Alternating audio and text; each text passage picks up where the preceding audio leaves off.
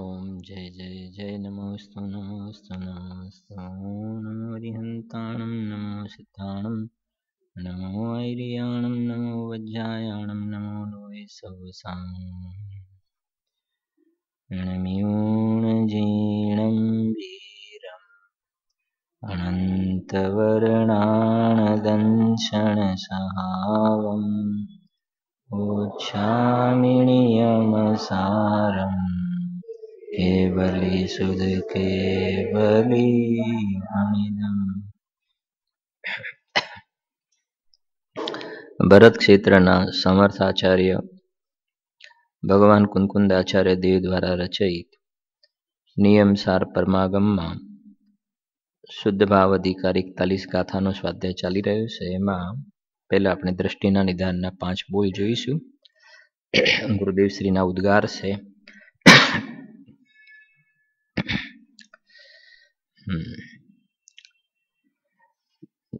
દ્રષ્ટિના નિધાન છે ને નામ ચક્રવર્તીને પેલા નવ નિધાન જે કહેવાય તો બધા અલગ છે, એ નહીં, આ તો દ્રષ્ટિના નિધાન છે। જો ત્રણ લોકના નાથ,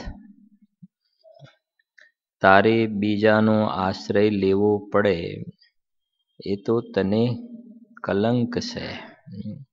માને તારે રંચ માત્ર પણ પરાધીનતાનો પ્રશ્ન છે જ નહીં, અનંત સ્વતંત્રતાની વાત છે આ।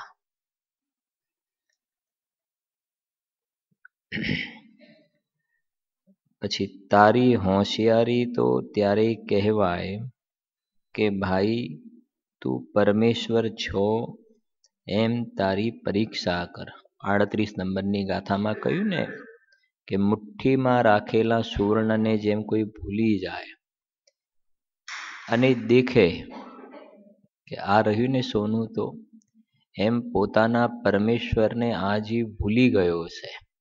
અને પરીક્ષા કરવી એટલે અંતર સન્મુખ દ્રષ્ટિ કરીને એનો શ્રદ્ધા જ્ઞાનમાં સ્વીકાર કરવો, બસ એ પાસ છે, એ હોશિયાર છે, એ પાસ થઈ ગયો।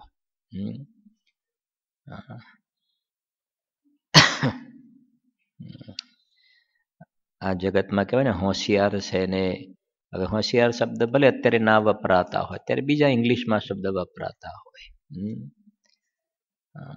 પણ જગતમાં સ્કૂલ કોલેજમાં આવા પાઠ ભણવાના આવતા જ નથી। જો આગળ, અરે એને રુદન પણ આવ્યા નહીં કે મને મારો વિરહ। જગતમાં બીજા જીવોને દુખી જોઈને ગુરુદેવ શ્રી કહે છે ને, કરે ભાઈ મારાથી નહીં જોવાય। અતિર્યંચ ગતિના જે દુઃખો હોય છે ને, કે મારાથી નહીં જોવાય, તો એને ન જોવાય તો એનું દુઃખ લાગ્યું કે મારાથી નહીં જોવાય, એવું અંદરમાં મેં મારા સ્વભાવ તરફ નજર નથી નાખી અનાદિકાળથી, એ સંબંધીનું દુઃખ જીવને લાગ્યું જ નથી। એનો વિરહ, એની જરૂરિયાત જીવને લાગતી જ નથી। અરે એને રુદન પણ આવ્યા નહીં કે મને મારો વિરહ। ત્યાર પછી કહે છે, ઇન્દ્રિયના વિષયોમાં જે આનંદ માને છે એ તો ઝેરના પ્યાલા પીવે છે। રત્નકર્ણ શ્રાવકાચારમાં લખી છે વાત કે સંસારમાં સ્વયંભૂ રમણ સમુદ્ર જેટલું તો દુઃખ છે, સ્વયંભૂ રમણ સમુદ્ર જેટલું દુઃખ છે। અને સ્વયંભૂ રમણ સમુદ્ર એનું એક પાણીનું ટીપું લેવામાં આવે, એનો પણ એકદમ નાનો ભાગ કરવામાં આવે, એટલું કાલ્પનિક ઇન્દ્રિય જનિત સુખ છે। સમજાય છે કે નહીં? અને એ ઝેરના પ્યાલા છે। એક ઇન્દ્રિય સુખની પર્યાય આવે, ઓવરઓલ રેશિયો, એક ઇન્દ્રિય સુખની પર્યાય આવે, એની સામે જીવે અનંત દુઃખની પર્યાયો ભોગવવાની તૈયારી રાખવાની। ઓવરઓલ રેશિયો આવો છે। કોઈ કે નહીં ભાઈ અમારે તો છેલ્લા 20, 30, 40 વર્ષથી અમારે તો બધું આમ સ્વર્ગ જેવું જ છે અહીંયા અમારે તો, આવું બધા અજ્ઞાની જીવો કહે ને અમારે તો બિલકુલ એક, અમને તો ક્યાંય દેખાતું જ નથી દુઃખ જેવું. પણ ઓવરઓલ રેશિયોની વાત છે. અહીંયાથી મરીને તું એકેન્દ્રિયમાં ચાલ્યો ગયો અને અસંખ્યાત પૂતગલ પરાવર્તન કાળ સુધી રહેવું પડ્યું, તો પછી આનો ને આનો હિસાબ કરો તો ઓવરઓલ કેલ્ક્યુલેશન કરવામાં આવશે તો ઇન્દ્રિય સુખની એક પર્યાય, અતિન્દ્રિય સુખની વાત જ નથી આતો, ઇન્દ્રિય સુખની એક પર્યાય એની સામે દુઃખની, આ બહારના જે પ્રતિકૂળ સંયોગો દુઃખની જે પર્યાય છે એ અનંત દુઃખની પર્યાયો છે. રત્નકર્ણ શ્રાવકાચાર્યમાં પંડિતજીએ લખ્યું, સદાસુખદાસજીએ. અતિન્દ્રિય સુખનો તો પ્રશ્ન છે જ નહીં. એટલે કહે છે કે ઝેરના પ્યાલા પીવે છે જો, અને લખ્યું ને ઝેરના ઝાડના ફળ છે એ તો બધા. હા, મોક્ષ અધિકારમાં છે ને. હા. ભગવાનની મૂર્તિની જેમ ભગવાનના આગમનું બહુમાન જોઈએ. હા, ને જોઈએ એટલે વાત એ છે કે અંદરમાં આવી જાતિનો બહુમાનનો ભાવ આવ્યા વિના રહે નહીં, ને બહુમાનનો ભાવ નથી આવતો. એક વખત માટે ન્યૂઝપેપર પણ રોજનું સંભાળીને મૂકવા વાળા હોય છે. તમે જે તારીખનું માગો એ તારીખનું મળી જાય, ને ગળી બંધ વ્યવસ્થિત વાળેલું મળી જાય ન્યૂઝપેપર. હા, પણ આત્મધર્મ વગેરે જે, હા, આત્મધર્મ વગેરે પણ એની અંદર પણ ભગવાનની જ વાણી છે ને, પણ એને આપણે ક્યાં કેવી રીતે એને મૂકીએ છીએ આ પાઠમાં એ શીખવાડે છે. એનું પણ કેટલું બહુમાન હોવું જોઈએ. હા, એ સોગાનીજી સાહેબને એક આત્મધર્મના બોલે તો એમને ભગવાનના લઘુનંદન બનાવી દીધા. આવશ્યક 6 નહીં, આવશ્યક તો 1 છે. સમજાય છે કે નહીં? હા. હા, આગમ જે છે એ મુનિઓનો અક્ષર દેહ છે. આગળ અંતરના આત્મધર્મની રીત તો ચક્રવર્તી તથા ભિખારી બંનેને સરખી હોય છે. મરણ અને ધર્મની રીત તો સર્વને એક જ પ્રકારે હોય છે. એની અંદર કોઈ જે કહેવાય ને કાળનો ભેદ નથી પડતો, કે ચોથા કાળમાં આમ હોય ને પાંચમા કાળમાં આમ હોય, ને ભરત ક્ષેત્રમાં આમ હોય, ને વિદેહ ક્ષેત્રમાં આમ હોય, ને સ્વર્ગમાં આમ હોય, ને નરકમાં આમ હોય, એવો ભેદ પડતો નથી. બધાને સરખું જ હોય છે. નરકમાં પણ ધર્મ થાય તો આત્માના આશ્રય જ થાય. સમજાય છે કે નહીં? અને નરકમાં પણ મરણ થાય છે તો આયુ કર્મ છેલ્લે નિષેક છૂટી જાય છે, અને દેહ ત્યાંથી છૂટીને બીજી પર્યાયને ધારણ કરે છે. એ પ્રમાણે છે. જો એમાં 41 ગાથાનો પાઠ કરીશું આપણે. અણોખય ભાવ ઠાણા, અણોખય ઉવસમ સહાવ પ્રણાવા.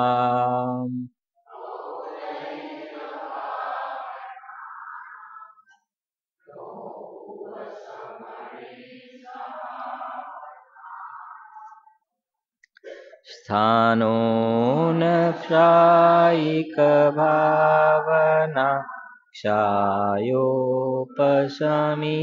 તણા નહીં.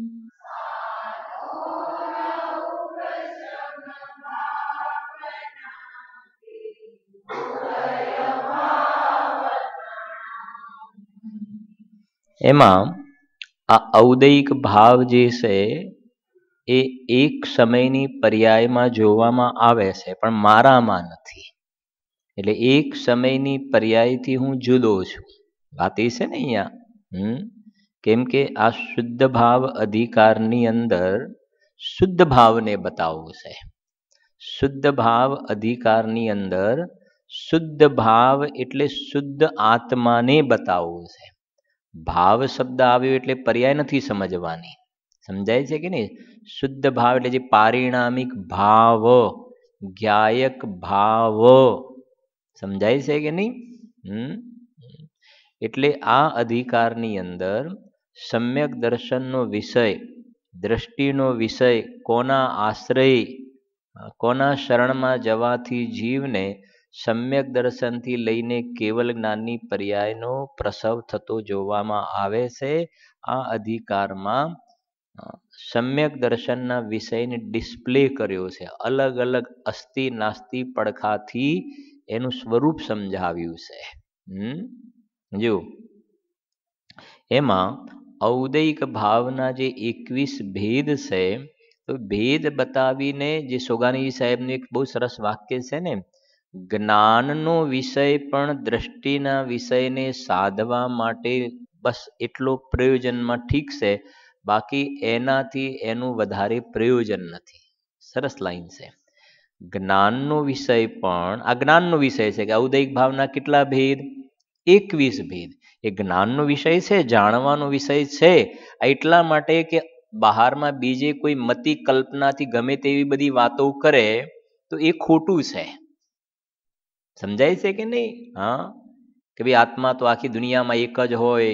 હા, સમજાય છે કે નહીં? કોઈ વળી એમ કે પેલા બે જ હતા, એક આદિ શું કહેવાય આદિ પુરુષ, પેલું શું કહેવાય ને, પેલું ઈવ અને આદમ ને ઈવ બે જ હતા, અને પછી એમાંથી આ 2 ના 4 ને 8 ને 10 ને આવું બધું થયું ને આટલું બધું જોવામાં આવે છે. તો એ બધી જે દુનિયામાં કેટલાય પ્રકારની ધર્મ સંબંધમાં, આત્મા સંબંધમાં, પરમાત્મા સંબંધમાં, મોક્ષ માર્ગ સંબંધમાં, સ્વર્ગ નરક સંબંધમાં, કર્મ સંબંધમાં કેવી જાતિની બધી કલ્પનાઓ ચાલતી હોય છે. ઘણા એમ પણ કહેતા છે, જો ભાઈ અહીંયા કરેલું અહીંયા જ ભોગવવું પડતું હોય છે, કેમ કે કોઈએ અહીંયા એવું ખોટું કામ કર્યું અહીંયા, અને આ જ ભાવમાં એને ઉદયમાં આવ્યો, આ જ ભાવમાં ઉદયમાં આવ્યો, તો ઘણા એની સાથે આવું જોડશે કે જો આ ભાવમાં કરેલું આ ભાવમાં જ ભોગવવું પડે છે. એ બરાબર નથી, એ અધૂરું સત્ય છે. આ ભાવમાં કરેલું આ ભાવમાં જ ભોગવવું પડે એવું જરૂરી નથી. આગળના કેટલાય ભવોના બાંધેલા કર્મ ઉદયમાં આવતા હોય છે વર્તમાનમાં. સમજાય છે ને? એક આયુ કર્મનો જ રિલેશન એક નેક્સ્ટ ભવ સાથે છે. બાકી તો જ્યાં કોડાકોડી સાગરોના જે બંધ કહ્યા, 70 કોડાકોડી સાગર ને 30 કોડાકોડી સાગર ને 20 કોડાકોડી સાગર, તો મનુષ્ય પર્યાય જે છે આયુ કર્મની સ્થિતિ તો વધારેમાં વધારે 33 સાગર છે. 33 સાગરથી તો વધારે આયુની સ્થિતિ નથી, તો પછી બીજા કોડાકોડી સાગરોના બાંધ્યા એને ભોગવવા માટે આગળ બીજા ભવમાં જોવામાં આવશે કે નહીં જોવામાં આવે? ખ્યાલ આવે છે કે નથી આવતો? જેમ કાલે કહ્યું ને, સાતા વેદની 15 કોડાકોડી સાગર. હા, તો આગળ ગયા ભવમાં જ બાંધેલા પુણ્ય એવું એ જરૂરી નથી. સમજાય છે ને? આગળના પહેલાના કેટલાય ભવના બાંધેલા વર્તમાનમાં ઉદયમાં આવતા હોય, આ ભવના અત્યારે ઉદયમાં આવે, અંતર મુહૂર્ત પહેલા બાંધેલું પણ ઉદયમાં આવે. સમજાય છે કે નહીં? હા, એટલે કહેવાનો આશય એ છે કે આ બધી બહારમાં જ્ઞાન પ્રધાન સંબંધમાં પણ જે કલ્પનાઓ જે ખોટી ચાલે છે, કે અહીંયાનું બાંધેલું અહીંયા જ ભોગવવું પડે, અને પછી થાય કે તો પછી કે જો ભગવાનના ઘેર દેર છે પણ અંધેર નથી. સમજાય છે કે નહીં? હા, ભગવાન કોઈને છોડતા નથી. તો એ બધી જે ખોટી જે કલ્પનાઓ છે, તો એ કહે છે કે આ સમજવાથી એક આપણા વિકલ્પવાળા જ્ઞાનની અંદર એક વિષય સ્પષ્ટ થઈ જાય છે. જે કે ને દિશા, ડાયરેક્શન જે છે આપણને એક પ્રોપર ખ્યાલ આવે કે ભાઈ જગત દુનિયા ગમે તેમ કહે, પણ આવી જાતિનું જ કોન્સ્ટિટ્યુશન છે. જગતમાં 6 દ્રવ્ય છે, એમાં હું એક જીવ નામનું દ્રવ્ય છું. હું એક જીવ દ્રવ્ય છું. મારામાં દર્શન, જ્ઞાન, ચારિત્ર વગેરે અનંત ગુણો છે, અને ગુણોની આવી પર્યાય હોય. શ્રદ્ધા ગુણની આવી પર્યાય હોય, મિથ્યા દર્શન, સમ્યક દર્શન, ઔપશમિક, સાવૈપશમિક શ્રદ્ધા ગુણની પર્યાય હોય, જ્ઞાન ગુણની મતિ, શ્રુત, અવધિ એ પ્રમાણે પર્યાય હોય, ચારિત્ર ગુણની આ પ્રમાણે પર્યાય હોય. તો આ પ્રમાણે છે. અને હું જેવા ભાવ કરું છું, અને સામે કર્મની વાત આવે તો 4 ઘાતી કર્મ, 4 અઘાતી કર્મ, પેટા બધી 148. આ એક મોટા રૂપમાંથી આટલું એક ક્લેરિટી હોય તો બીજે ક્યાંય જીવ કહેવાય ને મિસગાઈડ નહીં થાય. એક આ વાત.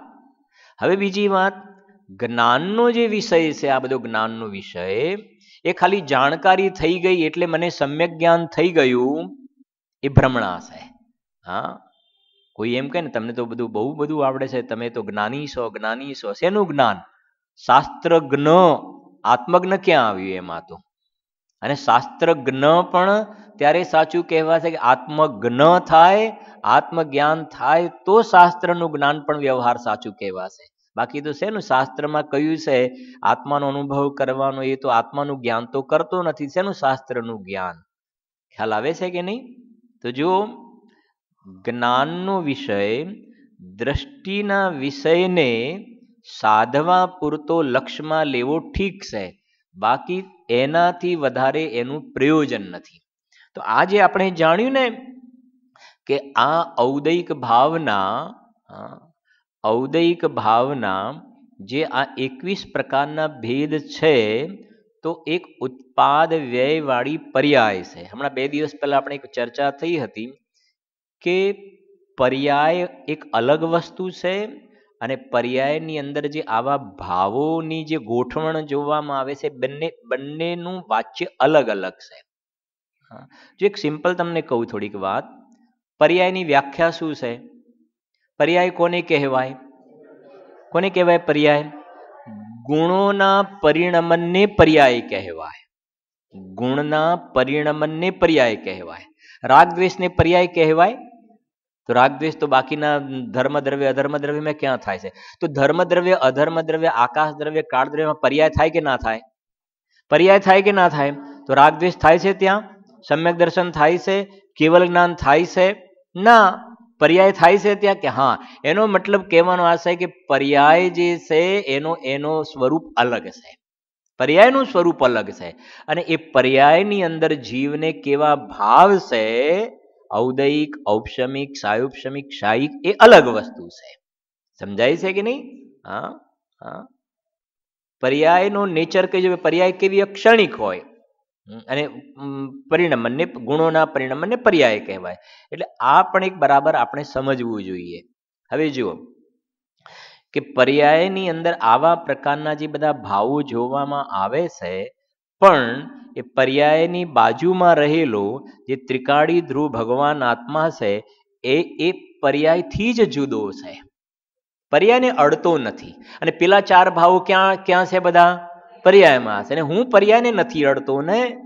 હા, એટલે સમયસાર 6 નંબરનો કલશ છે, સમયસાર 6 નંબરનો કલશ, એમાં પ્રાર્થના કરી છે કે સમ્યક દર્શનની વ્યાખ્યા લખી, નિશ્ચય સમ્યક્ત્વની, ત્યાં લખ્યું કે અમને નવ તત્વની પરિપાટી છોડીને એક શુદ્ધાત્માની પ્રાપ્તિ થાવ, બસ અમારી એ પ્રાર્થના છે. ખોલો જો સમયસારનો 6થો કલશ, મૂળ ગ્રંથ સમયસારમાં બહુ સરસ લખ્યું છે. ત્યાં નિશ્ચય સમ્યક દર્શનની વાત લખી, નવની પરિપાટી છોડીને, નવ તત્વની સંતતિ છોડીને, ભાઈ આત્મનભાઈ, રમેશભાઈ આ ત્યાંથી આવે છે, મુંબઈથી, ઝવેરી બજારથી, અને મંદિર જોઈને એને એમના ધર્મપત્ની તો બંનેને આવવાની ઈચ્છા હતા, પણ એમના ધર્મપત્નીએ કહ્યું કે નહીં, આપણે વસ્ત્રાપુર મંદિર તો જોયા વગર બરાબર છે ને, જવાનું જ નથી.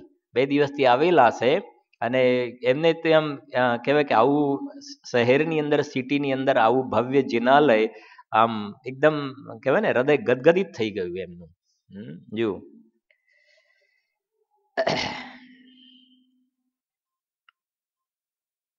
6થા નંબરનો શ્લોક છે. હા, બંધ છે ને, તો આપણે સમયસર આપો ને અહીંયાથી. હા, સમયસર ખુલશે ને આપણે અહીંયા. જો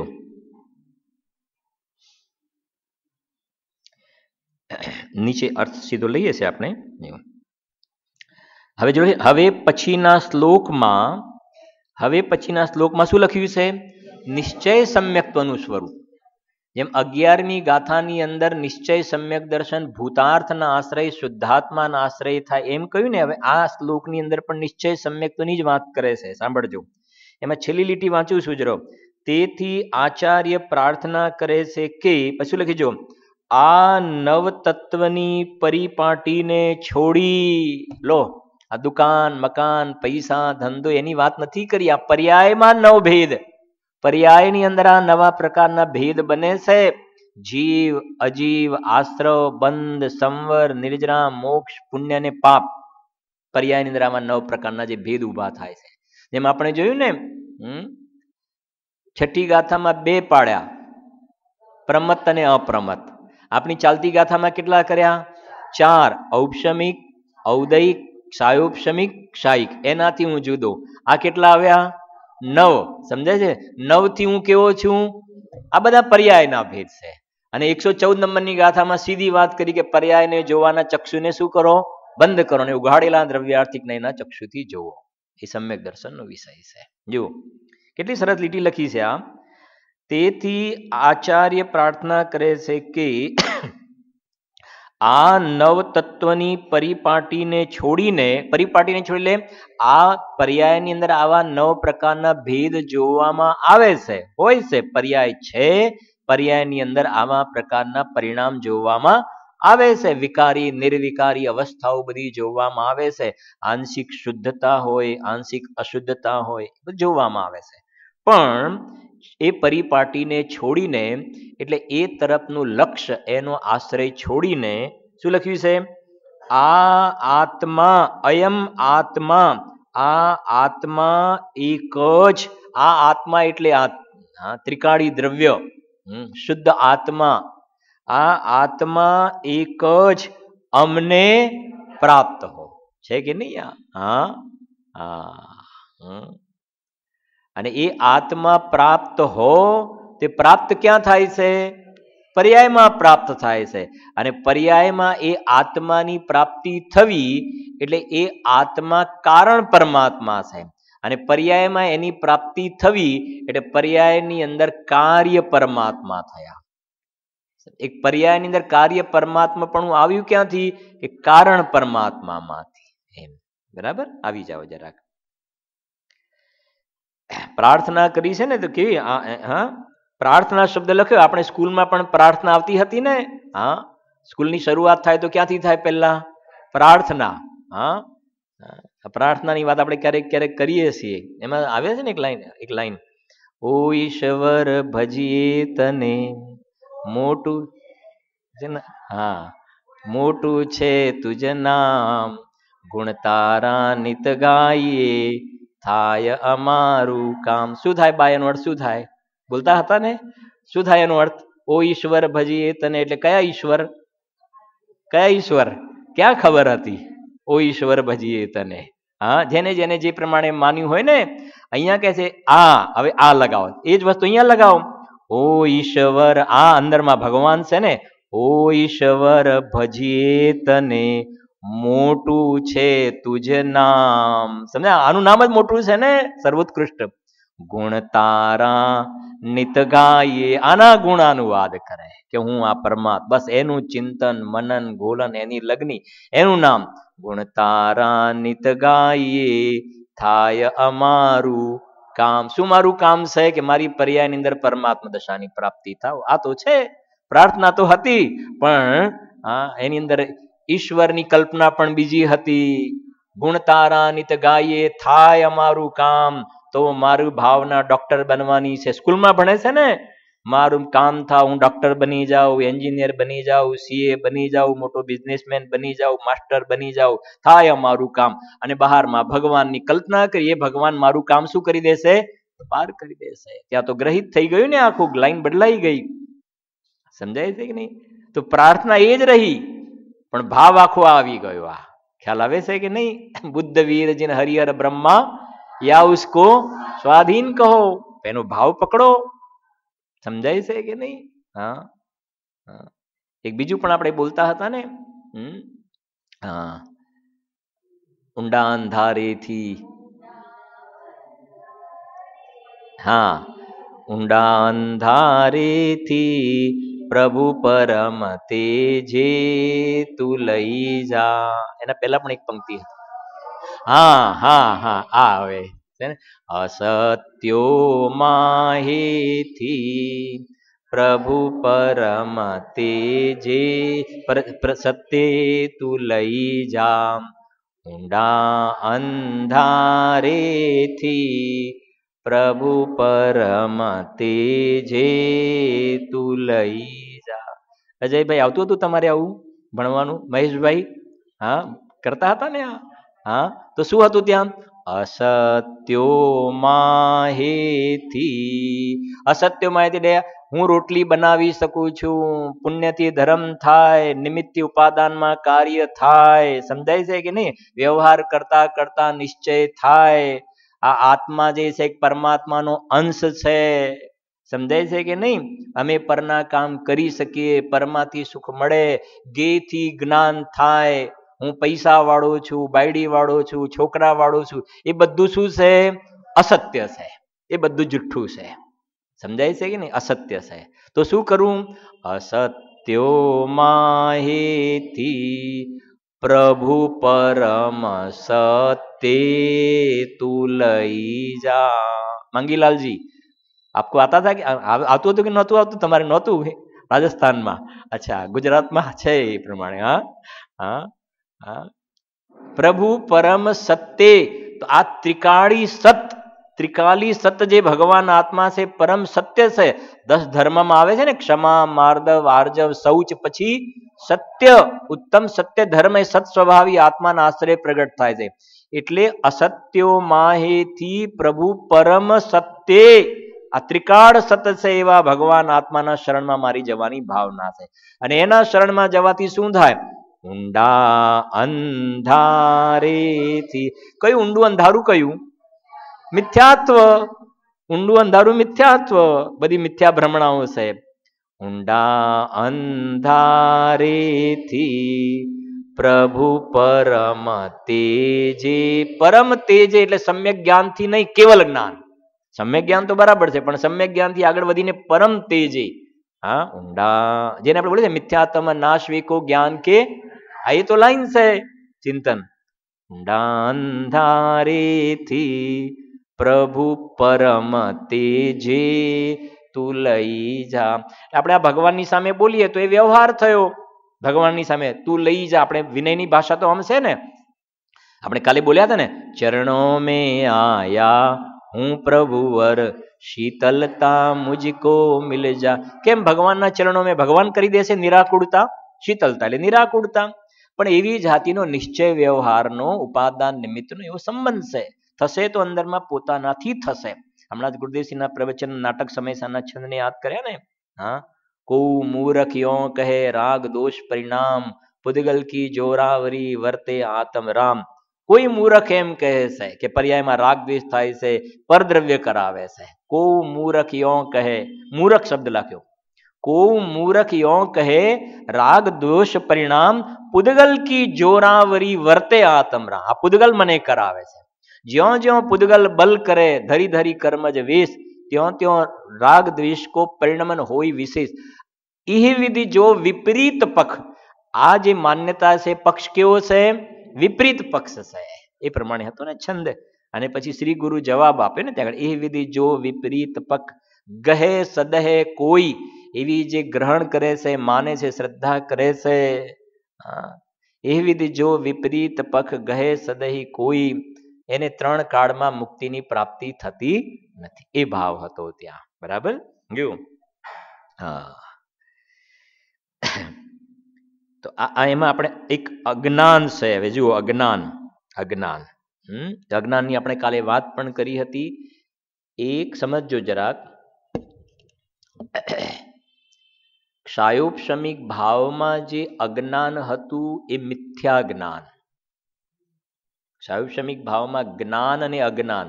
તો જ્ઞાન જે હતું એ સમ્યક જ્ઞાન 4, અને પેલા 3 હતા એ મિથ્યા જ્ઞાન. બરાબર. અને ઔદૈક વાળું જે છે અજ્ઞાન, એટલે એ જેટલું આપણને જ્ઞાન નથી, જેટલી આપણને જાણકારી નથી, અજ્ઞાન. જો બીજી પણ એક વાત સમજજો કે જેટલું જ્ઞાન ખુલ્લું છે ને, ક્ષયોપશમ જ્ઞાન, એની અંદર આપણે મતિ જ્ઞાન, શ્રુતિ જ્ઞાન, અવધિ જ્ઞાન એવું ભેદ પડ્યો. ઔદૈક વાળું જે અજ્ઞાન છે ને, ઔદૈક વાળું ખાલી અજ્ઞાન એટલું જ આવ્યું. ત્યાં મતિ, શ્રુત, અવધિ એવું કશું ના આવ્યું. કેમ કે ઓલરેડી એ જ્ઞાન જ નથી, એ સંબંધીની જાણકારી જ નથી. સમજાય છે કે નહીં? જેમ આ સમજો ભાઈ, આ ઘડિયાળમાં 10 વાગ્યા છે, જ્ઞાન થયું, મતિ જ્ઞાન. ઇન્દ્રિય અને મન એમાં શું પડ્યા? મતિ જ્ઞાનની વ્યાખ્યા છે ને, જે જ્ઞાનમાં ઇન્દ્રિય અને મન નિમિત્ત હોય, તદ ઇન્દ્રિય અનિન્દ્રિય નિમિત્તમ છે ને તત્વા સૂત્રમાં. હા, ઇન્દ્રિય અને મન નિમિત્ત તો એને મતિ જ્ઞાન કહ્યું. તો જ્ઞાન તો અહીંયાથી થયું, પણ એમાં ચક્ષુ ઇન્દ્રિય શું થઈ ત્યાં? નિમિત્ત. એટલે આપણા જ્ઞાનને શું, આ જ્ઞાનને શું કહ્યું? મતિ. પણ આ જ્ઞાન થયું ને, અને એમાં ઇન્દ્રિય અને મન વચ્ચે નિમિત્ત પડ્યા એટલે મતિ જ્ઞાન થયું. પણ જે સંબંધીનું ઓલરેડી જ્ઞાન જ નથી, ખાલી દ્રષ્ટાંત આપ્યું હતું ને, એકેન્દ્રિય જીવોને ખાલી સ્પર્શન ઇન્દ્રિયનું જ જ્ઞાન છે, અને બાકીના 4 ઇન્દ્રિય સંબંધમાં એમને મતિ જ્ઞાન, શ્રુતિ જ્ઞાન કહેવાશે. એકેન્દ્રિય સંબંધમાં સ્પર્શન ઇન્દ્રિય સંબંધનું મતિ જ્ઞાન ને શ્રુતિ જ્ઞાન કહીશું આપણે. બાકીની 4 ઇન્દ્રિય સંબંધનું તો શું છે? એમને અજ્ઞાન છે, જ્ઞાન જ નથી. એટલે ત્યાં મતિ શ્રુત એવો કોઈ ભેદ જ નહીં પડે. ખાલી શું લાગશે ત્યાં? અજ્ઞાન. અજ્ઞાન. બરાબર? આટલે સુધી. હવે એક વાત આપણે વચ્ચે ચર્ચામાં આપણે થોડી થઈ હતી, એના પછી કોઈકના પ્રશ્ન પણ હતા અને થોડી સાધારણ આપણે વાત પણ કરી હતી. શાંતિથી સમજજો, પછી મોક્ષ માર્ગ પ્રકાશકના આધારે આપણે સમજીએ છીએ. બહુ સારો વિષય છે કે પર્યાયની અંદર, પર્યાયમાં આપણે એક ભેદ કાલે જોયો, મિથ્યા દર્શનનો. મિથ્યા દર્શનનો ભેદ જોયો. તો મિથ્યા દર્શન પર્યાયમાં જે થયું પોતાની યોગ્યતાથી, એ વખતે નિમિત્ત રૂપે કયું કર્મનો ઉદય છે? કયા કર્મનો ઉદય છે? દર્શન મોહનો ઉદય નિમિત્ત છે. અને અહીંયા પર્યાયમાં મિથ્યા દર્શન છે. બરાબર? હવે લઈએ છે પર્યાયમાં મિથ્યા જ્ઞાન. મિથ્યા જ્ઞાન કયા ગુણની પર્યાય છે? જ્ઞાન ગુણની. મિથ્યા દર્શન કયા ગુણની પર્યાય છે? મિથ્યા દર્શન શ્રદ્ધા ગુણની પર્યાય છે. બરાબર સમજ. મિથ્યા દર્શન શ્રદ્ધા ગુણની પર્યાય છે. અને એમાં નિમિત્ત શું છે? આપેલો ટ્રેક ખ્યાલ આવી ગયો આખો? મિથ્યા દર્શન શ્રદ્ધા ગુણની વિપરીત પર્યાય છે, અને એમાં નિમિત્ત કોણ છે? દર્શન મોહનો ઉદય. હવે અહીંયા મિથ્યા જ્ઞાન જ્ઞાન ગુણની વિપરીત પર્યાય છે. મિથ્યા જ્ઞાન જ્ઞાન ગુણની વિપરીત પર્યાય છે. એમાં નિમિત્ત શું લઈશું? ત્યાં એમાં નિમિત્ત કયું કર્મ લઈશું? પેલામાં દર્શન મોહ લીધું. આ મિથ્યા જ્ઞાન પર્યાયમાં જે મિથ્યા જ્ઞાન થયું, એ જ્ઞાન ગુણની વિપરીત પર્યાય છે. હવે એ મિથ્યા જ્ઞાનમાં નિમિત્ત જો તમે જ્ઞાનાવરણ કહેશો, જેમ દર્શન, તો જ્ઞાનાવરણનો ઉદય તમે જો કહેશો, મિથ્યા જ્ઞાનમાં જ્ઞાનાવરણનો ઉદય કહેશો, તો મારો પ્રશ્ન એ છે કે સર્વાત સિદ્ધિના દેવોને જ્ઞાનાવરણનો ઉદય છે કે નહીં? સર્વાત સિદ્ધિના દેવોને જ્ઞાનાવરણનો ઉદય છે કે નહીં? કેવી રીતે તમને ખબર પડી જ્ઞાનાવરણનો ઉદય છે? એમને કયું જ્ઞાન નથી? કેવળ જ્ઞાન નથી. એનો મતલબ જ્ઞાનાવરણનો ઉદય છે સર્વાત સિદ્ધિના દેવોને. બરાબર છે કે નહીં? અચ્છા, સર્વાત સિદ્ધિના દેવોને સમ્યક જ્ઞાન હોય કે મિથ્યા જ્ઞાન હોય? સમ્યક જ્ઞાન હોય ને. હવે આ પર્યાયની અંદર, પર્યાયમાં જે મિથ્યા જ્ઞાન થાય છે, મિથ્યા જ્ઞાન, એમાં જો તમે જ્ઞાનાવરણનો ઉદય કહેશો, જ્ઞાનાવરણનો ઉદય, તો સર્વાત સિદ્ધિના દેવોને પણ સમ્યક જ્ઞાનની જગ્યાએ શું માનવું પડશે? મિથ્યા જ્ઞાન માનવાનો પ્રશ્ન આવશે. ન્યાય સમજાય છે કે નહીં? હા જીતુભાઈ? હા, સૌધર્મ ઇન્દ્રને જ્ઞાનાવરણનો ઉદય છે કે નહીં? સૌધર્મ ઇન્દ્ર જ્ઞાનાવરણનો ઉદય છે ને. અને સૌધર્મ ઇન્દ્ર સમ્યક દ્રષ્ટિ હોય કે મિથ્યા દ્રષ્ટિ? સમ્યક દ્રષ્ટિ છે ને. જ્ઞાનાવરણનો ઉદય તો છે. એનો અર્થ જે પર્યાયમાં જે મિથ્યા જ્ઞાન થાય છે, જ્ઞાન ગુણની જે વિપરીત પર્યાય, એ ઉપાદાન તો એ પર્યાયનું છે. બરાબર સમજો. ઉપાદાન, અશુદ્ધ ઉપાદાન તો એ જ્ઞાન ગુણની જ વિપરીત પર્યાય છે, કે એ પર્યાયની અંદર સંશય, વિપર્ય અને અનદ્ય વસાય જોવામાં આવે છે. પર્યાયનો જ અપરાધ છે. જ્ઞાન ગુણની પર્યાયનો જ અપરાધ છે કે કારણ વિપરીતતા, સ્વરૂપ વિપરીતતા, ભેદાભેદ વિપરીતતા જોવામાં આવે છે ને. હા, એ જ્ઞાન ગુણમાં પર્યાય એનો અપરાધ છે. એ ઉપાદાન અશુદ્ધ. એમાં નિમિત્ત જ્ઞાનાવરણનો ઉદય નહીં લેવાનો. નિમિત્ત જ્ઞાનાવરણ, ઉપાદાન તો એ પોતે છે. નિમિત્ત શું લેવાનું? બરાબર સમજો. નિમિત્તમાં આ જે મિથ્યા જ્ઞાન છે, પર્યાયમાં મિથ્યા જ્ઞાન, એ વખતે શ્રદ્ધા ગુણની પર્યાયમાં શું છે? શ્રદ્ધા ગુણની પર્યાયમાં મિથ્યા દર્શન. મિથ્યા દર્શન. તો આ મિથ્યા જ્ઞાનમાં પેલું મિથ્યા દર્શન નિમિત્ત છે. શું કહ્યું પ્રકાશભાઈ? સમજાય છે ને? આ જ્ઞાન ગુણની વિપરીત પર્યાયમાં શ્રદ્ધા ગુણની વિપરીત પર્યાય નિમિત્ત છે. શ્રદ્ધા ગુણની વિપરીત પર્યાય એટલે મિથ્યા જ્ઞાનમાં નિમિત્ત કોણ છે? મિથ્યા દર્શન. અને મિથ્યા દર્શનમાં નિમિત્ત કોણ છે? કયો કર્મ? મિથ્યા દર્શનમાં નિમિત્ત કોણ છે? દર્શન મોહ. એટલે તમે આ મિથ્યા જ્ઞાનમાં પણ સીધું તમે દર્શન મોહ લગાવશો તો પણ એક અપેક્ષાએ કોઈ વાંધો નહીં આવે. આ મિથ્યા જ્ઞાન, બે કર્મ જ્યારે પકડો તમે, બે કર્મ પકડો કે મિથ્યા જ્ઞાન થાય છે, એમાં જ્ઞાનાવરણનો ઉદય કે દર્શન મોહનો? તો શું આવશે? દર્શન મોહનો ઉદય આવશે. દર્શન મોહનો ઉદય, જ્ઞાનાવરણનો નહીં આવે. જ્ઞાનાવરણનો લેવા જઈશું તો ઘણી બધી ગડબડ થઈ જશે ત્યાં આગળ. ખ્યાલ આવે છે કે નહીં? હા, જેવી રીતે સમજો, આપણે કહીએ છીએ ને સમ્યક દર્શન થતા બધું જ્ઞાન શું થઈ ગયું? સમ્યક દર્શન થતા જ્ઞાન બધું સમ્યક જ્ઞાન થઈ ગયું ને. તો જ્ઞાન સમ્યક થયું એ તો જ્ઞાનનું જ પોતાનું શુદ્ધ ઉપાદાન છે. સમ્યક જ્ઞાન થયું એ જ્ઞાનનું જ પોતાનું શુદ્ધ ઉપાદાન છે. કેવી રીતે? કે પેલું સંશય વિપર્ય અનદ્યવસાય શું થઈ ગયું? નીકળી ગયું. વિપરીતતા હતી એ શું થઈ ગઈ? નીકળી ગઈ જ્ઞાનમાં. એ જ્ઞાનની પર્યાયનું શુદ્ધ ઉપાદાન એ સમ્યક જ્ઞાન. પણ એ સમ્યક જ્ઞાન થયું એમાં નિમિત્ત આ બાજુ શું લઈશું? સમ્યક દર્શન, શ્રદ્ધા ગુણની શુદ્ધ પર્યાય. એ સમ્યક દર્શન એ સમ્યક જ્ઞાનમાં શું થયું? નિમિત્ત. અને એ સમ્યક દર્શન થયું તો ત્યાં દર્શન મોહનો શું છે? ઉદય કે દર્શન મોહનો અભાવ છે? દર્શન મોહનો અભાવ. તો અહીંયા સમ્યક જ્ઞાન થયું ને, એમાં દર્શન મોહનો અભાવ નિમિત્ત છે. શું કહ્યું? સમ્યક જ્ઞાન થયું, સમ્યક જ્ઞાન, એમાં નિમિત્તમાં દર્શન મોહનો શું લેવાનો? અભાવ લેવાનો. જ્ઞાનાવરણનો અભાવ નહીં, દર્શન મોહનો અભાવ. કેમ કે સમ્યક જ્ઞાન થયું, બરાબર સમજો, સમ્યક જ્ઞાન થયું એમાં દર્શન મોહનો અભાવ નિમિત્ત લીધો. જ્ઞાનાવરણનો અભાવ નિમિત્ત લેશો ને, જ્ઞાનાવરણનો અભાવ નથી.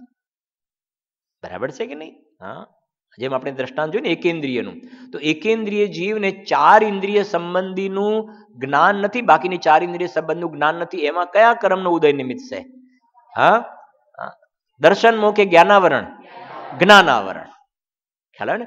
જે અધૂરું જ્ઞાન છે, ફરીથી હવે રાહુલ ખ્યાલ આવે છે ને, અધૂરું જ્ઞાન છે એમાં જ્ઞાનાવરણનો ઉદય નિમિત્ત. સમ્યક દ્રષ્ટિ હોય કે મિથ્યા દ્રષ્ટિ હોય, કોઈ પણ હોય, કોઈ પણ સમ્યક દ્રષ્ટિ હોય કે અધૂરું જ્ઞાન હોય એમાં જ્ઞાનાવરણનો ઉદય, અને મિથ્યા જ્ઞાન હોય એમાં દર્શન મોહનો ઉદય નિમિત્ત. આ જ્ઞાનની જ પર્યાયની વાત કરી, જ્ઞાનની જ પર્યાયની. મિથ્યા જ્ઞાનમાં દર્શન મોહનો ઉદય નિમિત્ત અને અધૂરા જ્ઞાનમાં જ્ઞાનાવરણનો ઉદય નિમિત્ત. સમજાય છે કે નહીં? હા, હવે મિથ્યા દ્રષ્ટિ જીવની જ વાત કરીએ આપણે. મિથ્યા દ્રષ્ટિ જીવને મિથ્યા દ્રષ્ટિ જીવની પર્યાયમાં મિથ્યા દર્શન છે કે નહીં? અચ્છા, અધૂરું જ્ઞાન છે કે નહીં? અધૂરું જ્ઞાન એ છે ને મિથ્યા દર્શન છે.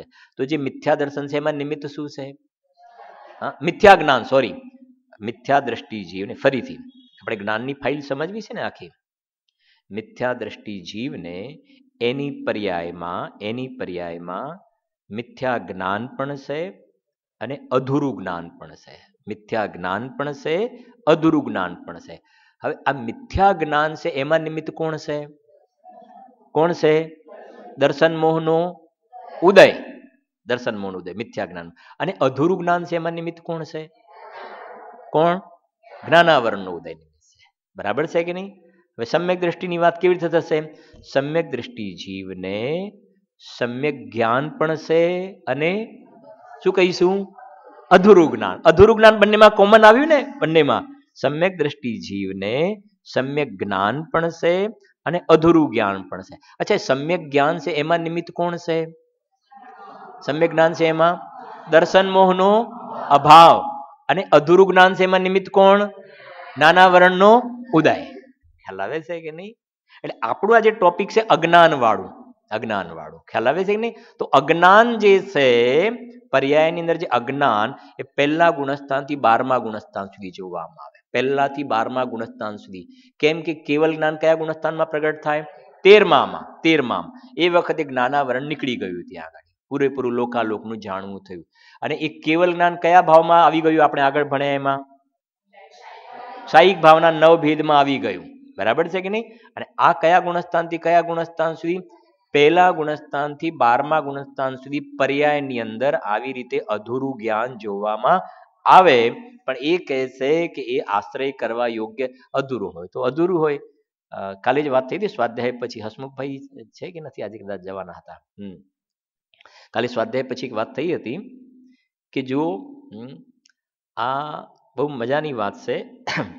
22 પ્રકારના પરિશહની અંદર આવે છે, એક કયો આવે છે? અજ્ઞાન આવે છે.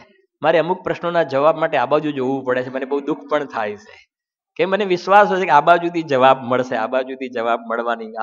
આ બિચારા હવે પૈસામાં રોકાયા છે, ધંધો ધંધો, અહીંયા બેઠા બેઠા કેટલાક તો સ્વપ્ન જોતા છે, પૂરું થાય 4 મિનિટની વાર છે.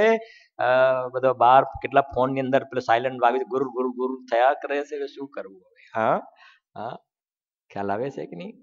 હા, એ વાંચીશું. હવે અત્યારે હું નથી ખોલાવતો. એ ધંધાવાળાની વાત મને કાલે યાદ કરાવજો. ગુરુદેવશ્રી ઘણું કહ્યું છે, ખૂબ કહ્યું છે, 7-8 લાઈનો કહી છે. રોજ કહે છે, પણ આ થોડી બીજી પણ વાત છે. હા ભાઈ, રોજ કહીએ છે, કાંઈ નહીં આવે સાથે ક્યાંય ખોવાઈ જશો. કીડા કાગડામાં ક્યાંય પહોંચી જશે. આ બધું બહારનું બધું સુખ સાહેબી, બધું લાલ લીલું પીળું દેખાય છે, બધું કશું નહીં દેખાય. સમજાય છે કે નહીં? ક્યાંય ખોવાઈ જશો. આ કરવાનું તો આ છે. નિવૃત્તિ લઈને બુદ્ધિપૂર્વક. જેમ નથી કહેતા, કાલે આપણે વાત કરીએ શુભની મીઠાશ. અરે શુભની નહીં, હજુ તો આને ધંધાની પાપની મીઠાશ છે અંદરમાં, એટલે થાક નથી લાગતો. મીઠાશ છે અંદરમાં. તો જુઓ શું વાત હતી આપણી, એટલે હટક્યા હતા. પ્રશ્ન પૂછ્યો હતો ને? હા, સાંભળજો જરાક. ઔદૈક વાળું અજ્ઞાન. તો એ અજ્ઞાન 22 પ્રકારના પરિશહની અંદર એક અજ્ઞાન નામનું પરિશહ આવે છે, અધૂરું જ્ઞાન. હવે જો મુનિરાજ એમના ટોળા ભાવલિંગી મુનિરાજ આવે છે ને, અકંપનાચાર્યાદિ 700 મુનિરાજ, અભિનંદનાદિ 500 મુનિરાજ, ભદ્રબાહુ સ્વામીના સમય 12,000 મુનિરાજનો સંઘ. સમજાય છે કે નહીં? તો એ બધા મુનિજય પ્રાપ્ત કરવો. કેમ એવું નથી થતું? અને જેમને 12 અંગનું જ્ઞાન છે, બધા પૂછવા માટે આવે, પ્રશ્ન પૂછે, વિનય કરે એ પ્રકારે. ત્યાં કદાચ વિનયનું આગા પાછી પણ થાય થોડું. તો જેમ દ્વાદશ અંગના પાઠી છે, એમને અંદરમાં આમ 2 લખે છે, પ્રજ્ઞા અને અજ્ઞાન. 2 લખે છે ને, પ્રજ્ઞા. પ્રજ્ઞા એટલે જ્ઞાનનું અંદરમાં મને આવડે છે, અને પેલાને મને નથી આવડતું. એ કહે છે કે ના, બંનેને કાંઈ નથી થતું. એ જાણે છે કે આ તો એક સમયની પર્યાયની અંદર આવેલો સ્વાંગ છે. આ તો પર્યાયની અંદર આવેલો સ્વાંગ છે. આ હમણાં આ 12 અંગનું જ્ઞાન છે, એની જગ્યાએ પર્યાયમાં કેવલ જ્ઞાન આવી જશે. અને આ અત્યારે જ્ઞાનની પર્યાયમાં દાળ ફોતરા સંબંધીને વધારે કોઈ શાસ્ત્રનું જ્ઞાન નથી ને છત્ર, પણ એ ત્યાં પણ પર્યાયમાં શું આવી જશે? હમણાં કેવલ જ્ઞાન. અહીંયા કેવલ જ્ઞાન આવી જશે, અહીંયા કેવલ જ્ઞાન આવી જશે. આ એક સમયની પર્યાયમાં પ્રાપ્ત પર્યાયની અંદર તન્મય થતા નથી. એ મિથ્યા દ્રષ્ટિ જેવા નથી હોતા. એ સમ્યક દ્રષ્ટિને 6, 7મા ગુણસ્થાનમાં હાલતા ચાલતા સિદ્ધ હોય છે. એમને અંદરમાં ગિલ્ટી ફીલ નથી થતી. સમજાય છે કે નહીં? આ પરિસહ નાની વસ્તુ નથી. તમને થોડીક મિનિટ કહીને પછી પૂરું પણ કરીએ છીએ. ઘણી વાર હું કહું છું, વસ્તી પત્રકની અંદર આપણે નવું થઈ ગયું ને વસ્તી પત્રક હમણાં. તમારે બધામાં જે પ્રમાણે વસ્તી પત્રકની અંદર કોઈ 12મા ધોરણમાં 3 વખત ફેલ થયો હોય તો લખશે, પેલા ટેબલની અંદર શું લખશે? 12મું 12th. ખોટું ના લખવું હોય તો ખોટું લખવું હોય તો 12 પાસે લખી કાઢે. ના લખવું હોય તો ખાલી શું લખે છે? 12th. ફેલ લખે તો શું વાંધો આવે ભરતભાઈ? શું વાંધો શું આવે ફેલ લખે તો? આ પરિસહ, આ જીતવું ને, આ વસ્તુને જીતવી એ નાની વસ્તુ નથી. સમજાય છે કે નહીં? શું વાંધો શું આવે? લખ્યું હોય તો શું વાંધો આવે? અને એને કદાચ લખ્યું ને, પિતાજી લખ્યું તો છોકરાઓ કે પપ્પા તમે સુધારી નાખો, કાલે મારે વેવિશાળમાં તકલીફ પડશે. કે બાપા તો 12મું ફેલ છે, ત્યાં ના કરાય આપણે. સમજાય છે કે નહીં? ખ્યાલ આવે છે? મને આ બહારમાં ઉઘાડ જ્ઞાન, આ ઉઘાડ જ્ઞાનમાં, અને કાલે ઘણી વાત કરતી કે છોકરાનો 1લો, 2જો, 3જો નંબર આગળ પાછળ આવ્યો, એની અંદર ધમાધમ કરી નાખે છે તું. એ શું છે? શું અજ્ઞાન જ છે ને? કે ભાઈ એ પેલાની જગ્યાએ એનો 4થો નંબર આવ્યો, તો 4થો નંબર આવ્યો તો એ વખતે એને જે વખતે લખવાનું હતું ને, પેપરમાં લખવાનું હતું, એ વખતે બધાને તો એને એક્ઝામ્પલ કેવી રીતે ગણવું સમજાવ્યું હતું. પણ એ વખતે 10 માર્કનું એક્ઝામ્પલ, શરૂઆત ક્યાંથી કરવાનું, વચ્ચે પ્લસ આવે કે માઇનસ આવે એ જ યાદ ના આવ્યું તો ના જ આવ્યું. અને જેવી રીતે બહાર આવ્યો ને યાદ આવ્યું કે ત્યાં તો પ્લસ આવતું હતું, મેં તો માઇનસ કર્યું છે, 10 માર્ક ગયા. હવે એ જે અજ્ઞાન, સમજાય છે કે ને? હવે એને રડ કરે. એ આ અજ્ઞાન નામનો આ તમારા શું કહેવાય કોણ બનેગા ગુણાધિપતિ એમાં 4 પ્રશ્ન પૂછ્યા અને પછી પાંચમામાં ના આવડ્યું અને બધાની હાજરીમાં ના આવડ્યું સમજાય અને કે કોણ બનેગા ગુણાધિપતિ થઈ ગયો અને પેલાને કોઈને કાં તો પહેલા જ પ્રશ્નમાં 2 વાર 3 વાર પૂછ્યું ને પછી બેસી જવું પડ્યું યાર મારો તો મૂડ જ મરી ગયો મૂડ કમસે કમ 3-4 પ્રશ્ન આવડ્યા હોત તો એ પેલું અજ્ઞાન સમજાય છે કે એ સંબંધીની એ ગાડી જ્ઞાનની પર્યાયની યોગ્યતા નહોતી ને પણ અહીંયા એ સમજાવવું છે કે આ બધું જે પર્યાયની અંદર આવું હાનિ વૃદ્ધિ થાય છે તું એ બાજુ જોવાનું બંધ કર તું એવડો નથી અંદરમાં પંચમ ભાવ પારિણામિક ભાવની દ્રષ્ટિ કર એની અંદર આ આવડવું ન આવડવું ઓછું જ્ઞાન વધારે જ્ઞાન પહેલો નંબર ચોથો નંબર 8મો નંબર કાંઈ નથી અંદરમાં તો કાલે સાંજે ગાયક ભાવ તો બધાનો પહેલો નંબર જ છે એ તો હુકમનો એકો છે એ પ્રમાણે છે કરી શકાય